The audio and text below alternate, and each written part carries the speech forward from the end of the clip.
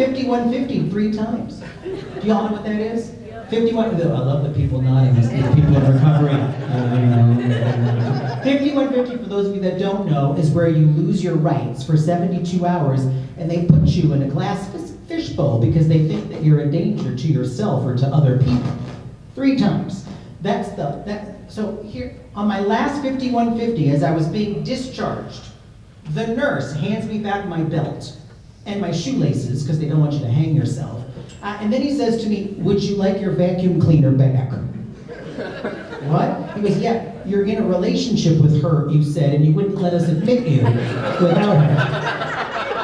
And that's the glamorous life of drugs, people. We had the second annual Art for Recovery fundraiser tonight, which I think was a smashing success. We had quite a few people.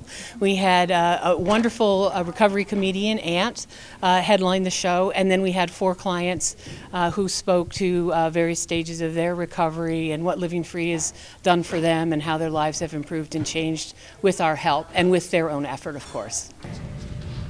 When we get sober, we want back everything we lost. But I was taught by this program that patience will get me further than impulsivity. The courage to continue my sobriety journey, even when things don't go my way, and the ability to be able to love myself for who I am today. It's so gratifying to see all the hard work that we put in, and with the disease of addiction, there are a lot of people who relapse. I relapsed multiple times over multiple years. I think most of us have, and it's when people are finally getting it and really putting their effort into action, it is gratifying to see, and it's just thrilling. I called my daughter, Savannah.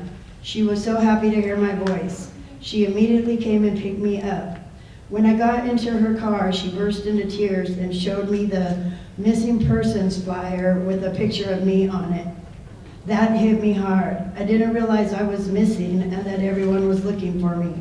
We got to her house, and this is where I first heard of Living Free and the Sober Living Program. There's really a lot of raw emotion in that, a lot of real honesty. It's the kind of thing I don't think people really always understand when they see an addict or an alcoholic. They just think someone who's out of control, who doesn't really care about themselves.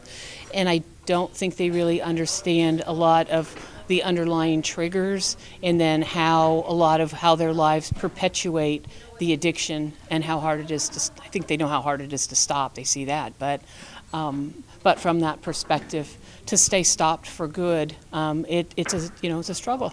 Last year was pretty much the Arlene Poerio show. We did less of her art this year. This year, though, we really enlisted our local artists with the Pahrump Valley Arts Council. So we had quite a few pieces from them, and then we had a lot of contributions from others in the community who donated things that were not necessarily art, but that would appeal to a broader spectrum to help us raise a little bit more money and a little bit more visibility.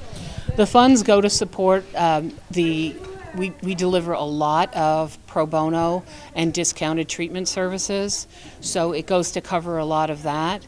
It goes to cover hygiene needs and other things that are not covered by grants. There's a lot of things that aren't covered by some of the grants that we have. We had a lot of help.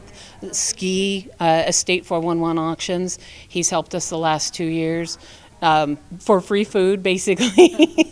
Always, so he's tremendous. The Seroptimists have run basically the back end of all of these auctions for us the last 2 years.